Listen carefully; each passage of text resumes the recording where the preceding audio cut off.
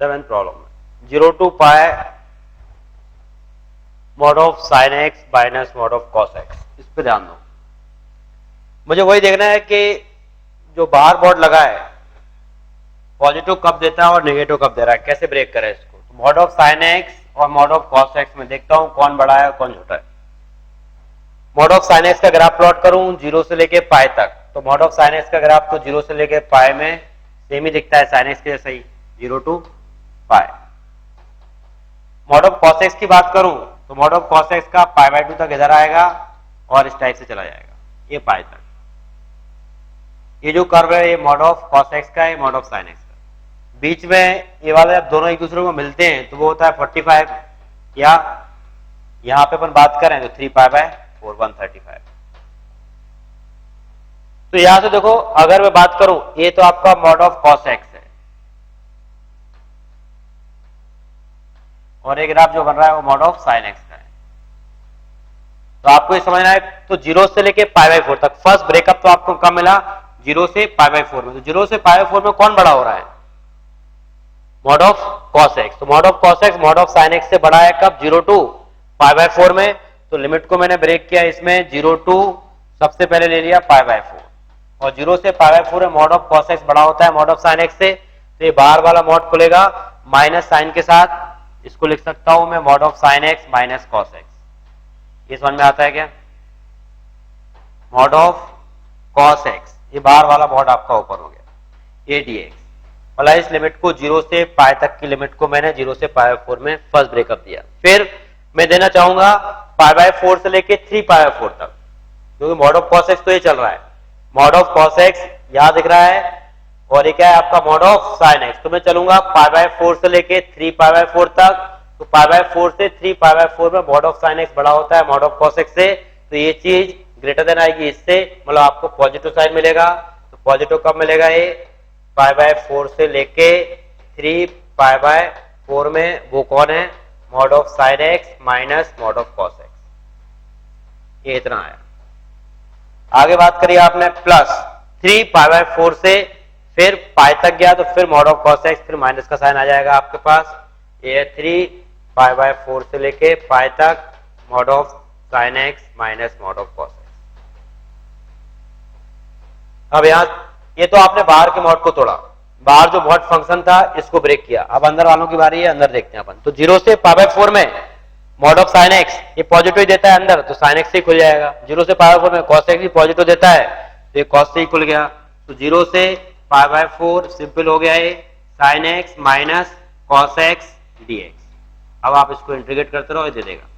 अब यहां देखने की बात है π/4 से 3π/4 तक साइन एक्स तो पॉजिटिव होता है।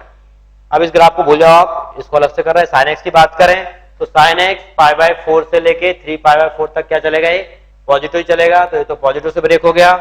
π/4 से लेके 3π/4 ध्यान से देखना यहाँ पे, ये साइन एक्स पॉजिटिव हो गया dx। मैं माइनस कॉस एक्स को अलग ले जाता हूं। तो कॉस एक्स को अगर मैं π/4 से लेके 3π/4 तक कॉस एक्स की बात करूं तो कॉस एक्स का ग्राफ 0 से पाई तक ऐसा बनता है। तो कॉस एक्स क्या करेगा π/4 से लेके π/2 तक, तो cos x क्या होगा पॉजिटिव। cos x π/4 से π/2 तक क्या देगा पॉजिटिव, बट π/2 से लेके 3π/4 तक क्या देगा नेगेटिव। ये माइनस जो लगा हुआ था यहाँ पे ये तो मैंने यहाँ लगा दिया। अब इस cos x को मैं ब्रेक करूंगा π/4 से लेके π/2 तक। तो π/4 से लेके π/2 तक cos x देगा पॉजिटिव, ये हो गया आपका cos x dx। और π/2 से लेके जो 3π/4 तक आपको जाना है वहां तक cos क्या देगा नेगेटिव। तो minus of π/2 to 3π/4 cos x dx ये आपका बन जाएगा। यहां तक आ गया।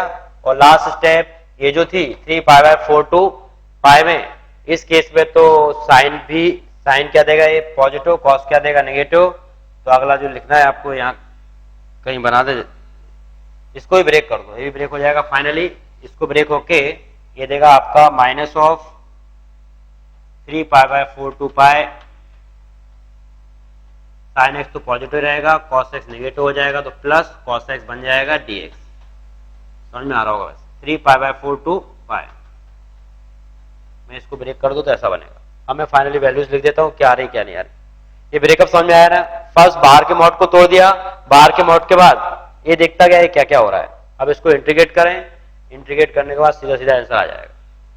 फर्स्ट केस में -0 to π/4, तो माइनस तो बाहर ही रहने दो, साइन एक्स का हो जाता है minus cos x, cos x का साइन एक्स, इतना आ गया। लिमिट आपकी आ जाएगी 0 to π/4 लगा दें। 3π/4 में साइन एक्स का इंटीग्रल हो जाता है माइनस ऑफ कॉस एक्स, तो माइनस को बाहर कर देता हूं, ये आ जाएगा π/4 to 3π/4।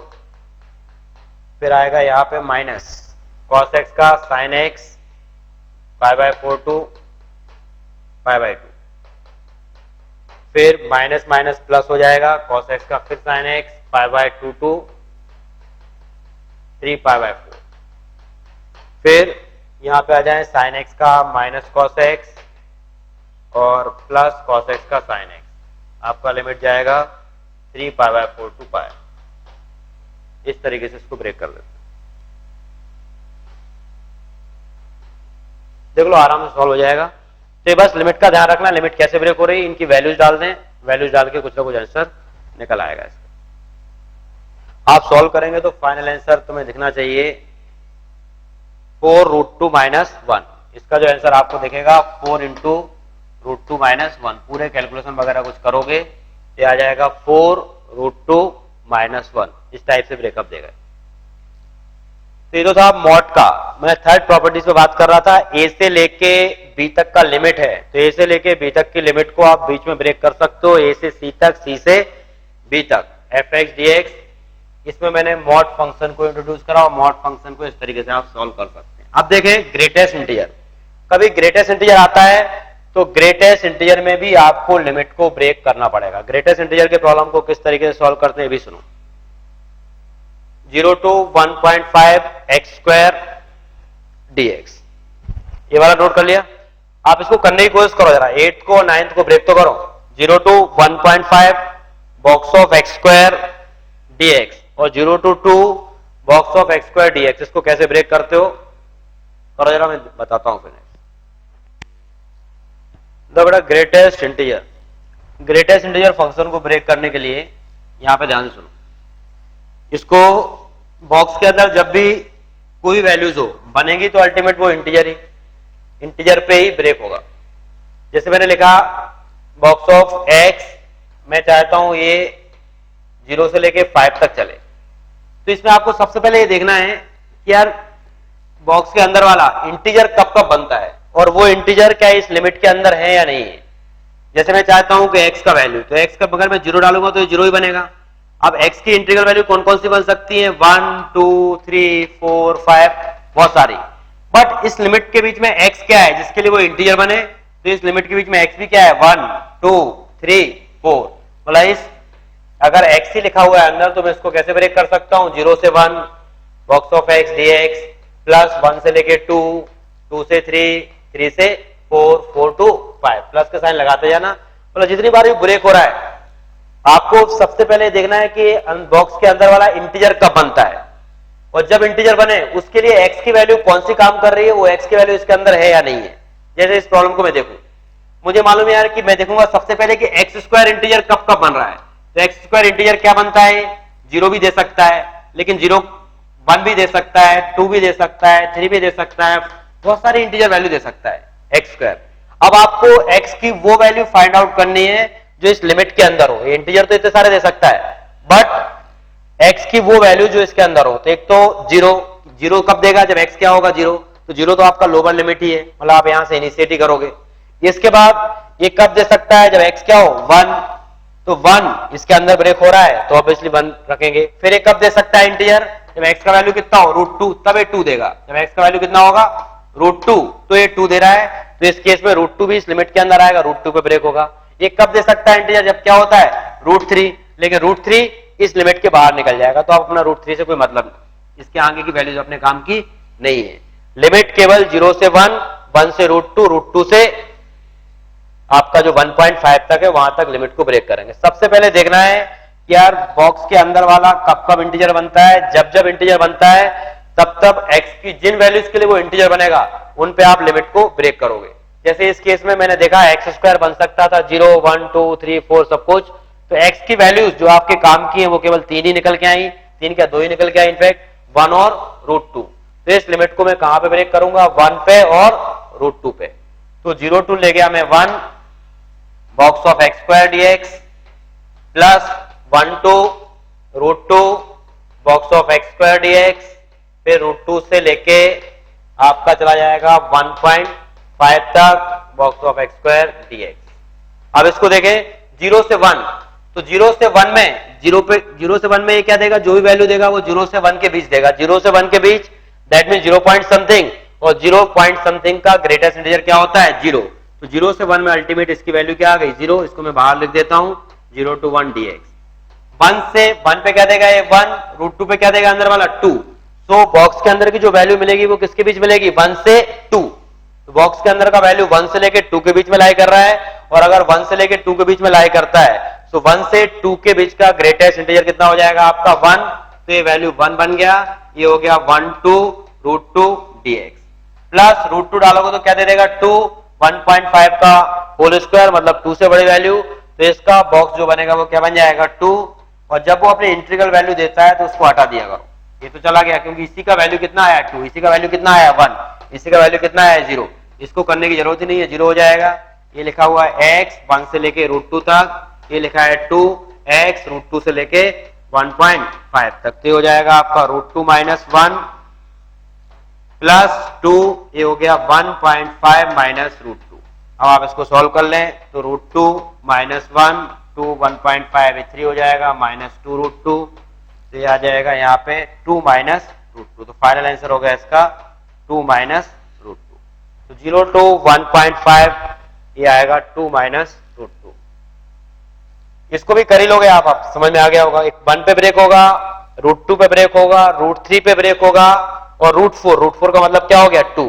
तो ये जो 9th प्रॉब्लम है इसके ब्रेकअप आप कैसे दे पाओगे, 0 to 1 x square dx plus 1 to √2 x square dx plus √2 to √3 x square dx plus √3 से लेके 4 तक, 4 मतलब 2, √3 से लेके 2 तक box of x square dx। इसको आपको सिंप्लीफाई करना है और इजीली सॉल्व हो जाएगा, देख लेना आसान है। नेक्स्ट प्रॉब्लम, अब आप बात करो 0 से लेके π/3 √3 10x, इसको बताना सॉल्व करके इसकी वैल्यूज क्या आएंगी। इसका बॉक्स 0 से लेके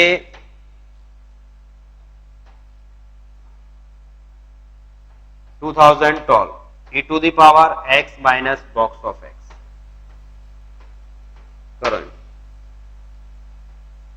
इन दोनों प्रॉब्लम को attempt low. 0 to π/3 √3 10x, 0 to 2012 e to the power x minus box of x, 0 to π/3 √3 10x। मैं चाहूंगा कि सबसे पहले √3 10x इंटीजर कब बनता है, तो √3 10x को मैं इंटीजर चाहता हूं। तो ये इंटीजर कब बनेगा, जब 10x का वैल्यू क्या हो गया 1/√3। अगर 10x 1/√3 देता है तो ये 1 बन जाएगा, 10x 2/√3 देता है तो ये 2 बन जाएगा, 10x यहाँ पे 3/√3 देता है तो ये 3 बन जाएगा। ये प्रोसेस चलती रहेगी, लेकिन मुझे x की वो वैल्यू चाहिए जो इस लिमिट के अंदर हो। बनेगा तो ये बहुत बार इंटीजर, बट x की वैल्यू जो इसके अंदर हो। तो मैं देखता हूं यहां से x की वैल्यू निकालता हूं। अगर ये 1/√3 है मतलब क्या होना चाहिए आपका π/6। 2/√3, तो 2/√3 मुझे नहीं पता कि एग्जैक्टली 10 में किसका वैल्यू होता है, इसलिए इसको लिख दिया x को tan इनवर्स 2/√3। तो tan इनवर्स 2/√3 ये क्या हो जाएगा √3, तो ये किसका वैल्यू होता है π/3। π/3 तो अपना अपर लिमिट ही है, अब इसके बाहर जाने का कोई मतलब ही नहीं है। तो इस प्रॉब्लम को केवल 2 बार ही ब्रेक करेंगे, 0 to π/6 और π/6 से लेके tan इनवर्स, क्योंकि 0 से लेके π/3 के बीच में x की ये 2 वैल्यूज ही आ रही हैं, जिस पर ये एग्जैक्टली क्या बनेगा √3 10x एग्जैक्टली क्या बनेगा इंटीजर। इस वैल्यू के लिए क्या बनेगा 1, इस वैल्यू के लिए क्या बन जाएगा 2। तो आप इसको ब्रेक कर दें, 0 से लेके π/6, 0 से लेके π/6 box of √3 10x dx plus π/6 to plus π/6 to tan inverse 2/√3 box of जो भी लिखा था आपका √3 tan x dx plus tan inverse 2/√3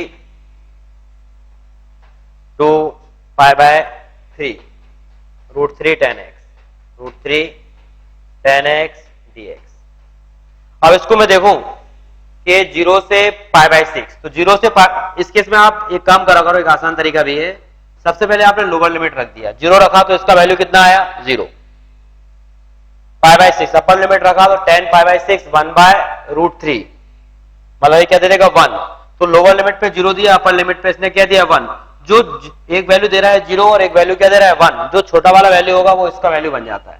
मतलब इसका वैल्यू अल्टीमेट कितना बन गया आपके पास 0 to π/6 0 dx। चाहे इंटीग्रल के बाहर लिखो अंदर लिखो एक ही बात है, बॉक्स है इसलिए इंटीजर देना ही है उसको। इधर रखा मैंने π/6, तो π/6 पे पूरा कितना दे रहा है 1, tan इनवर्स 2/√3 पे कितना दे रहा है 2, 1 और 2 में लेस देन कौन है 1, तो इसका वैल्यू 1 बन जाएगा।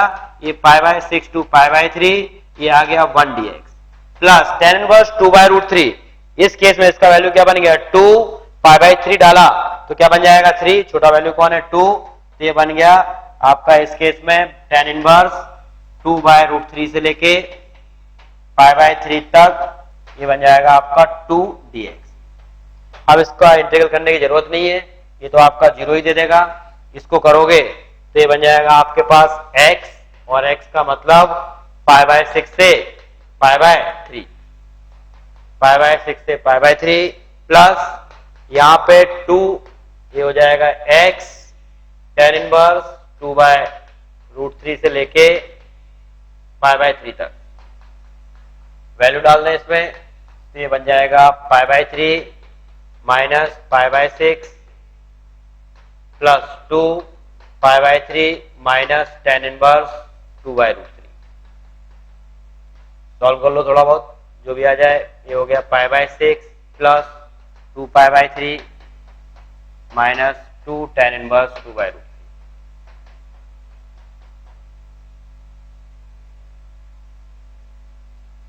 ये यार कुछ गड़बड़ हो गया है, π/6 से लेके π/3 लिमिट नहीं था, लिमिट क्या था tan इनवर्स 2/√3। अब तुम करते रहना यार ना। तो इसकी लिमिट है 1 dx का कितना हो जाएगा x, और सॉल्व करके उसमें लिमिट लगा लो तो अच्छा सा आंसर दे देगा। ये लिमिट है, अल्टीमेट इसका आंसर कितना आएगा x, और कर देना। इसका कितना हो गया 0 है, 0 इसको करने की जरूरत नहीं है, दोनों को सॉल्व करना है आपको, दोनों को सॉल्व करके इसकी वैल्यू लगा दो, जो भी आता है हो जाएगा। Next problem 0 to 2012 e to the power x minus box of x। Third problem 0 to infinite 2 upon e to the power x dx। इसको अटेम्प्ट लगाओ। अब देखें सबसे पहले e to the power x minus box of x। Box of x कब, क्योंकि यहीं पे लिखा है केवल ग्रेटेस्ट इंटीजर, ये कब इंटीजर बन सकता है जब x का वैल्यू क्या हो 1 2 3, ये तो बहुत सारे वैल्यूज है, मतलब 2 0 1 1, यहां तक आपको इसको ब्रेक करना पड़ेगा। तो इस प्रॉब्लम को मैंने क्या किया, फर्स्ट ब्रेकअप दिया 0 to 1 e to the power, ये तो जो लिखा था वही लिखा रहेगा box of x, plus 1 to 2 e to the power x minus box of x dx, plus 2 to 3 e to the power x minus box of x dx। अब तो इसको चलने दो, ये हो जाएगा 2 0 1 1 2 0 1 2 e to the power x minus box of x dx। अब देखें 0 से 1, 0 से 1 के बीच में ग्रेटेस्ट इंटीजर x 0 से बन जाएगा तो इसकी वैल्यू क्या हो जाएगी 0, या जो मैंने बताया कि लोअर लिमिट रखो इस बॉक्स के अंदर तो 0 बनेगा, अपर लिमिट रखो तो क्या बना 1, दोनों में लेस देन वैल्यू कौन है 0, तो इसका वैल्यू 0 हो गया, तो 0 to 1 ये हो गया e to the power x minus 0 dx, plus 1 रखा तो ये हो गया 1, 2 रखा तो क्या हो गया 2, तो छोटा वैल्यू 1, तो e to the power x minus 1, 1 से 2, यहाँ पे क्या हो गया 2 से 3 e to the power x minus 2, क्योंकि बेटा ये वैल्यू किसकी है बॉक्स ऑफ x की वैल्यू है, इसलिए उसी की जगह लेगा है, इसको हर बार बाहर नहीं लिखना है। अपने प्रॉब्लम में वहां इधर वैल्यू बनता था इसलिए मैं उसको बाहर लिख देता था, बट जहां पे भी बॉक्स लिखा है उसी वैल्यू वही इंटीजर वैल्यू बनेगी dx। अब तो यहां तक जाओगे ये हो जाएगा 2 0 1 1 2 0 1 2 e to the power x minus 2 0 1 1 dx। इसको इंटीग्रेट किया तो ये क्या हो गया e to the power x 0 to 1, इसको इंटीग्रेट किया तो ये हो गया e to the power x minus 1 1 2 2, ये हो गया e to the power x minus 2 2 से 3, ये हो गया e to the power x minus 2011 से लेके 2012, 1 डाला तो क्या हो गया e to the power 1 minus e to the power 0, ये हो गया e to the power 1 minus e to the power 0, ये भी हो गया e to the power 1 minus e to the power 0, e to the power 1 minus e to the power 0, lower limit upper limit डाल दें। e minus 1 लिखा है, ये limit कहां से चल रही है 1 से लेके 2012 तक, मतलब ये नंबर ऑफ टर्म्स कितनी है 2012, तो इसको आप लिख सकते हो 2012 e माइनस 1, ये इसका फाइनल आंसर हो जाएगा 2012 e माइनस 1। इस टाइप से इसको आप सॉल्व कर सकते हो।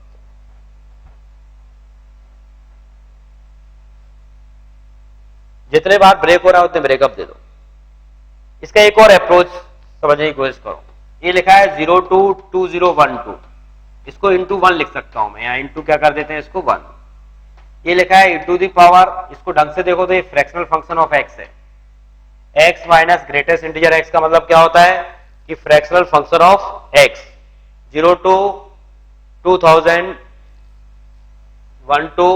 इंटू इसको लिख सकते हैं 1, तो ये लिखा है आपका 0 से लेके 2012 इंटू 1, इसको लिख दिया e to the power fractional function of x dx। अब इसको देखें, फ्रैक्शनल फंक्शन x का पीरियड क्या होता है, फ्रैक्शनल फंक्शन x एक पीरियोडिक फंक्शन है और इसका पीरियड होता है आपका 1। तो अभी थोड़ी देर पहले एक प्रॉपर्टी की बात करी थी 0 to nt, 0 से लेके अगर nt fx dx है और अगर t उस फंक्शन का पीरियड है और n इंटीजर बनता है तो n को बाहर ले लेना चाहिए, 0 to t fx dx कर देते हैं, तो n को बाहर लेके 0 to fx dx आप कर सकते हो। तो फ्रैक्शनल फंक्शन का पीरियड क्या होता है 1, तो भाई 2012 एक इंटीजर है तो 2012 को मैंने बाहर ले लिया, ये हो गया 0 to 1 e to the power fractional function of x, और फ्रैक्शनल फंक्शन x को मैं क्या लिख सकता हूं वही x minus greatest integer x, तो ये बन जाएगा 0 to 1 e to the power x minus box of x dx। 0 से 1 के बीच में इसका वैल्यू क्या हो जाता है 0, मतलब ये हो गया 2012 0 to 1 e to the power x minus 0 dx, तो e to the power x आ गया है 0 to 1 ये 2012, सॉल्व करोगे तो कितना आ गया 201, मतलब ये लिखा हुआ जैसा लिखा 2012 e माइनस 1। तो इस प्रॉपर्टी का यूज करके भी इसको सॉल्व कर सकते हैं। नेक्स्ट प्रॉब्लम, इसको अटेम्प्ट लगाओ, third 0 to infinite box of 2 upon e to the power x, box 2 upon e to the power x, इसको कैसे करोगे सिंप्लीफाई, देखा इसको 0 to infinite 2 upon e to the power x। सबसे पहले मुझे ये देखना है कि यार ये एग्जैक्टली कब इंटीजर बनता है, box of 2 upon e to the power x exactly कब इंटीजर बनेगा।